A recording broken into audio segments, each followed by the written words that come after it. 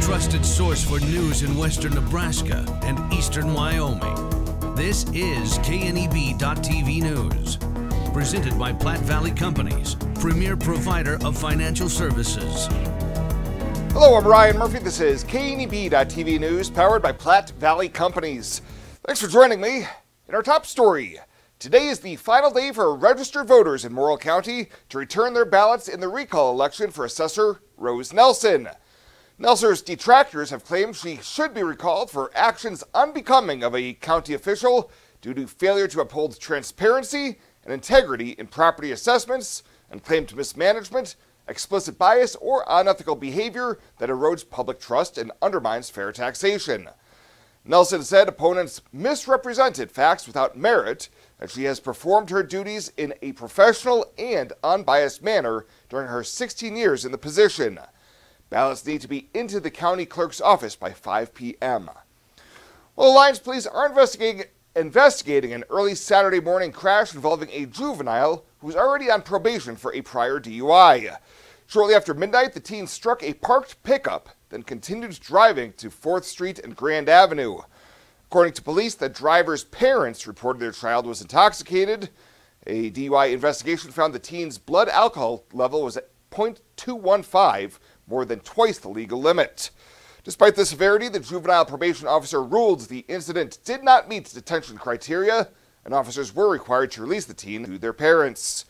The juvenile faces multiple charges, including DUI second offense, leaving the scene of an accident, and willful reckless driving.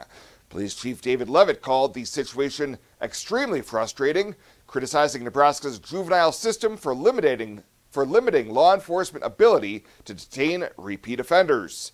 He says reforms are needed to better protect the community. And a Colorado man facing a felony charge of possession of a child pornography in Scottsbluff County has pleaded no contest. 68-year-old Brian Sipes was arrested July 9th following a Scottsbluff police investigation of a report of child pornography on the man's phone. Court records say that Sipes had taken the phone to a local cell vendor with an error that the clerk found to be the indicator of child porn, and the clerk reported it to the authorities after finding images depicting young females in sex acts.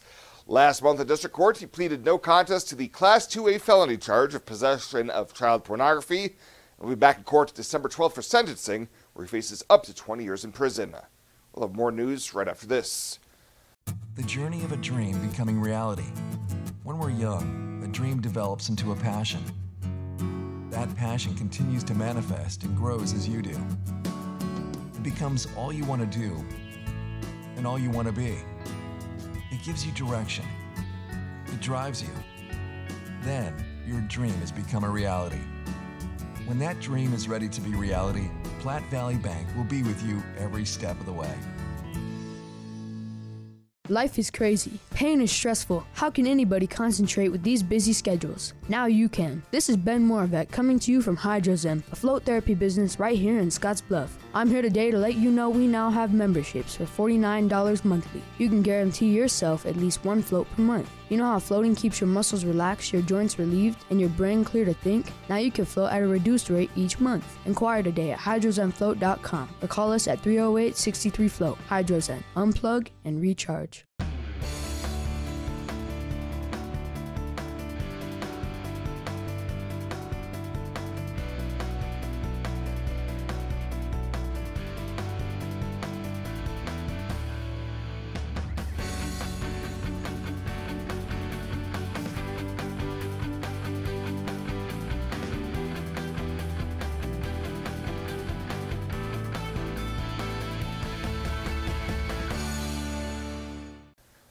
Welcome back. Governor Jim Pillen announced his appointment of Joey Spellerberg to the position of state treasurer.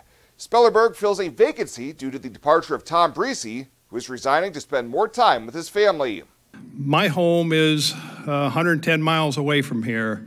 That's where Joan lives. That's where my farm is. My grandkids all live within 6 miles of my home. It really is time for me to spend more time there. You know, although if called upon, I will consider further public service. At this time, it's time for me to spend more time at home. I want to be home more. I need to be home more. I owe it to my wife to be home more. So that is the plan going forward. Spellerberg has been mayor of Fremont since 2020 and has focused on fiscal responsibility, public safety, attracting new business, and economic development. Governor, your confidence in me is humbling, and I am extremely grateful for the opportunity to serve our great state. I want to thank Tom Breezy for your exceptional service as state senator and as treasurer. Tom, I look forward to working with you in the coming days to build upon your legacy and ensure a smooth transition in the treasurer's office. Spellerberg admitted the call to leadership came unexpectedly, but that he was ready to go to work. Well, Dick Cheney, the hard-charging conservative who became one of the most powerful and polarizing vice presidents in U.S. history and a leading advocate for the invasion of Iraq, has died at 84. Cheney died Monday due to complications of pneumonia and cardiac and vascular disease, his family said Tuesday in a statement. U.S. Senator Pete Ricketts offered his condolences, saying that Cheney represented his state and country with commitment and courage.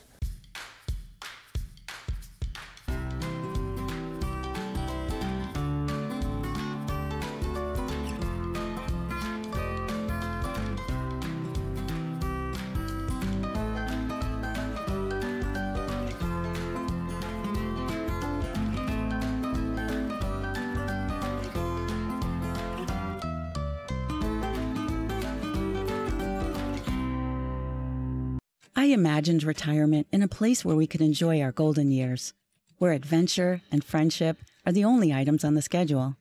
The Garden Homes at Northfield gives us the luxury we planned for and peace of mind when it comes to convenience, safety, and comfort. We never have to stop and think about the day-to-day upkeep. We love to explore abroad, but most importantly in our backyard. So much to do, so much to see. Here at Northfield, we get the protection of life care, incredible tax benefits, and secured rates for aging services. It's peaceful, knowing that if our needs change, we'll be taken care of.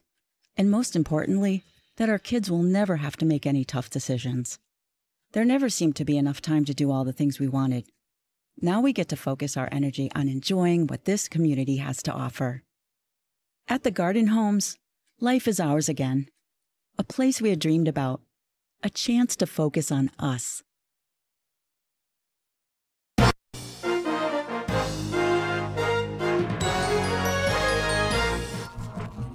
From the Rural Radio Network, I'm Lacey Shippey with a look at what's happening in grain and livestock trade today. In terms of our livestock, live cattle are $1 to $2 higher.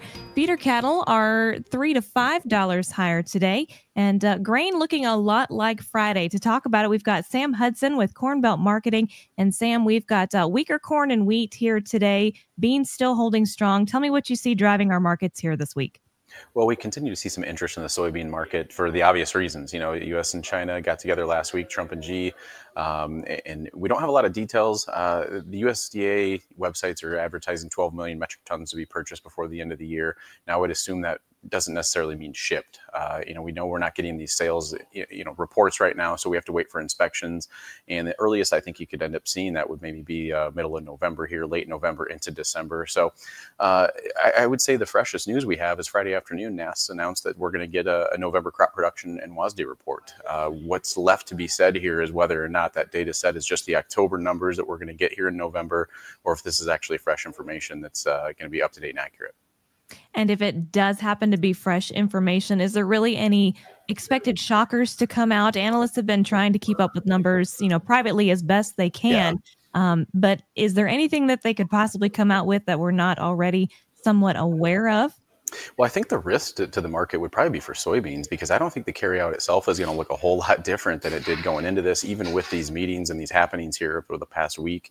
USDA wasn't trimming out all of the demand to China at this point yet anyways. And so this is probably just going to make some of those numbers look a lot more realistic. I would actually say it may have a better chance of offering stability and support for the corn market, just in the sense that I think there was still room to trim some of the yields there, and demand, for what it's worth, especially on the inspection side, which is one of those data sets we are getting, is still very strong and ahead of pace on an already big number.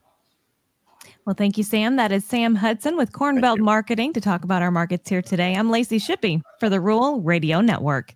Keep your cash and spend ours. Our Black Friday sale is back. Get 20% off our Claim replacement windows and ensemble entry doors with no money down, no interest, and no payments for 18 months. You pay nothing until 2027. Plus, enjoy a Visa gift card for up to $2,000 as our gift to you. Hurry, this Black Friday event is only here till December 13th. Call today or visit rbawyoming.com to book your free estimate.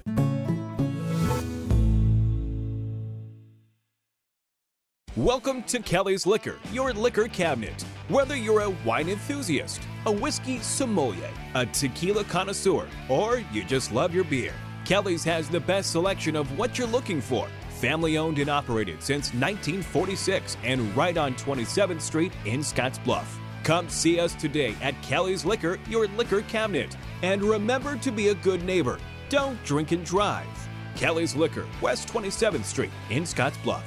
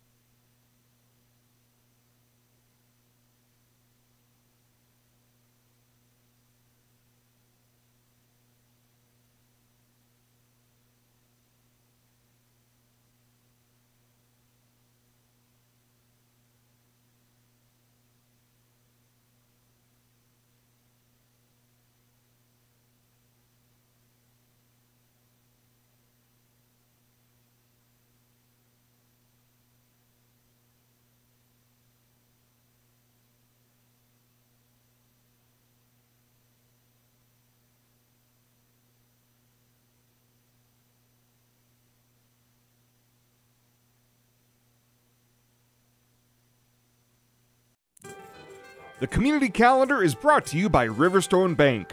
We're local and we love our community.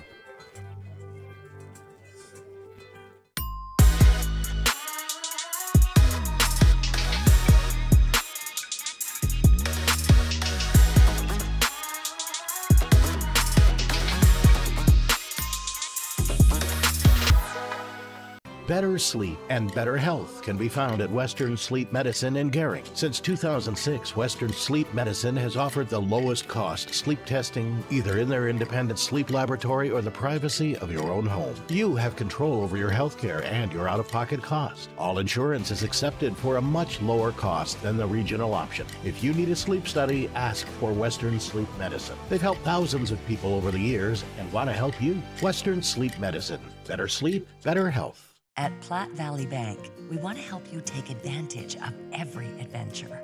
We know you have plans, goals, and dreams. Let us help you with them. Whether you are just starting the business you have always imagined or looking to grow your existing one, we have a business loan to fit your needs. Stop in and see us at Platte Valley Bank and let us help make your dreams a reality. You belong here.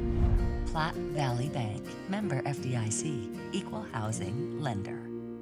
And finally tonight, Regional West Health Services has entered into an executive management agreement to sell the assets of Regional Care Incorporated, known as RCI, to a Connecticut-based company. CGS Health is an independent third-party administrator delivering integrated, tech-enabled healthcare solutions for self-funded employers with a goal of simplifying benefits and improving outcomes by providing effective and affordable options for employers and members. Regional West President and CEO Ned Resch says the agreement will help the hospital concentrate their efforts in the delivery of patient care while finding a buyer in CGS Health that recognizes RCI's potential and ensures it continues to thrive and expand opportunities in Scottsbluff and beyond.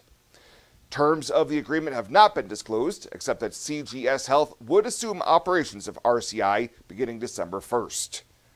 Well, that is it for us this time. Thank you so much for tuning in. Stay safe out there. We'll see you here next time.